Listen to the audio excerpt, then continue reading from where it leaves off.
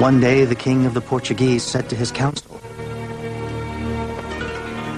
"Far to the east lies a country called Japan, and it abounds in gold and silver.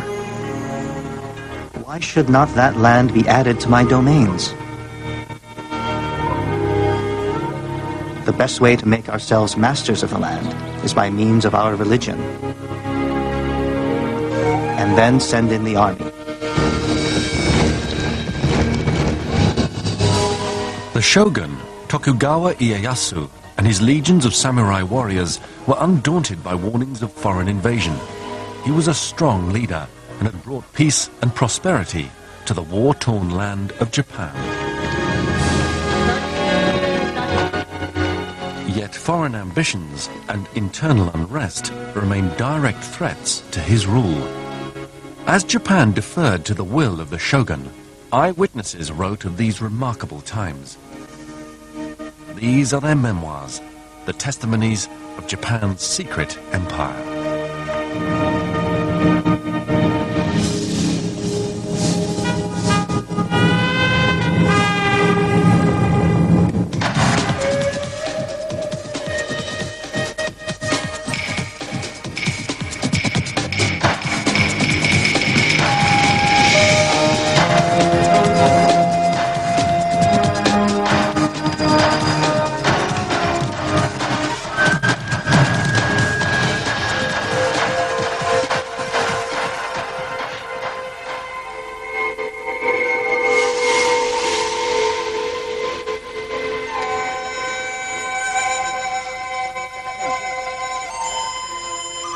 After we'd been in Japan 5 or 6 days, came a Portugal Jesuit who reported that we were pirates. We looked always that we should be set upon crosses, which is the execution of this land. I looked every day to die. Rescued from the sea after his ship foundered and then imprisoned, William Adams was the first Englishman to set eyes on Japan. It was the year 1600, and Portuguese Catholics had held the monopoly on trade with the territory since 1543. At the time William Adams arrived, there had been religious wars in Europe, and the Catholic missionaries were not at all happy when they heard that an Englishman and an English Protestant had been washed up in Japan. The most powerful warlord in Japan, Tokugawa Ieyasu, summoned Adams to his castle. Rather than ordering his execution, he wanted to know more about the white stranger from an alien land.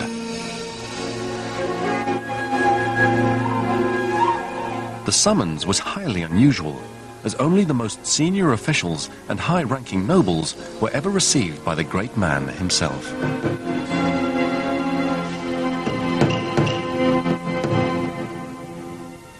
The ruler demanded of me of what land I was, and what moved us to come to his land, being so far off. I showed him the name of our country, and that our land desired friendship. It appeared that Ieyasu wanted more than friendship. He asked whether our country has wars. I answered him, yea, with the Spaniards and Portugals. He asked me diverse questions of my religion and what way we came to the country. From one thing to another, I abode with him till midnight. As the meeting came to an end, Adams dared to make a parting request on behalf of his Dutch employers. I desired that we might have trade with your country, the same as the Portugals and Spaniards. This was good news for the shogun. Ieyasu valued trade with the Portuguese and Spanish merchants, but he was wary of their Catholic missionaries, who preached obedience to a god who, they claimed, was more powerful than he was.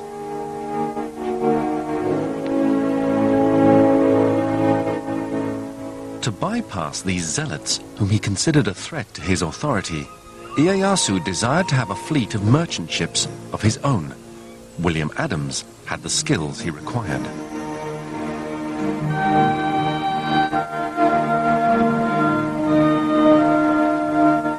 The English pilot had been apprenticed as a shipwright and was an accomplished navigator. Ieyasu asked him to build 2 ships capable of traversing the oceans. I answered that I was no carpenter and had no knowledge thereof. Well, do your endeavor, saith he. If it be not good, it is no matter. You can't deny that William Adams did have a certain amount of influence when he was told to build these two ships. They were the first foreign ships, first European ships to be built in Japan.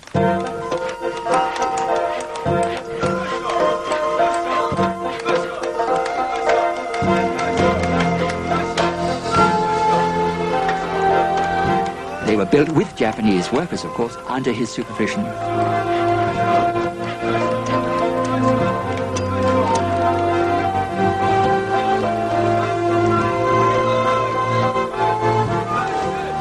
And then afterwards they sailed to Mexico, and they sailed back quite safely.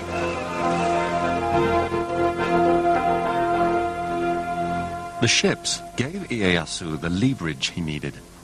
As the Catholic missionaries continued to gain converts in large numbers, he expelled them.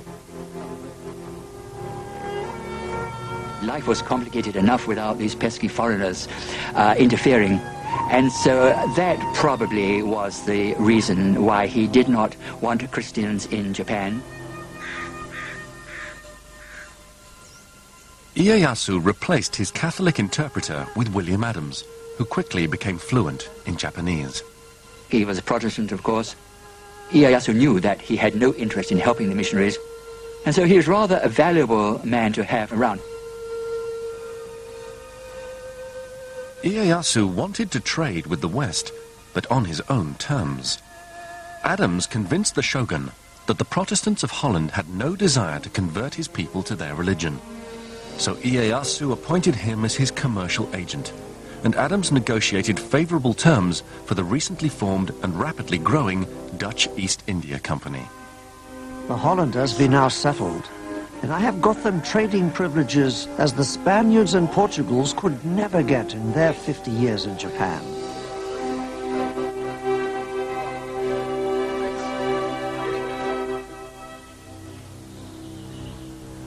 William Adams married and settled down happily into Japanese life and customs. He adopted Japanese dress and was awarded the right to wear the two swords of the samurai.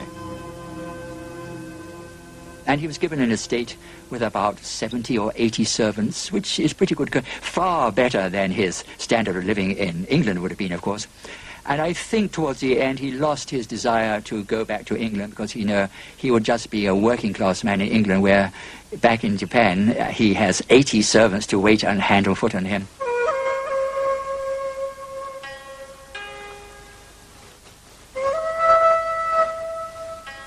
It is possible that Adams visited Ieyasu at his tea house for intimate conversations, away from the ritual and politics of the court. The tea ceremony was much admired by Western observers. One reported, "The guests open the gate, walk along the path through the wood up to the tea house, quietly contemplating everything they see. They remove their fans and daggers and deposit them in a kind of cupboard placed there outside for that purpose." If Adams and Ieyasu had private political discussions there, the tea house was also a retreat where they could replenish and refresh their spirits. This gathering for tea and conversation is not intended for lengthy talk, but rather to contemplate within their souls, with all peace and modesty, the things that they see there, and thus, through their own efforts, to understand the mysteries locked therein.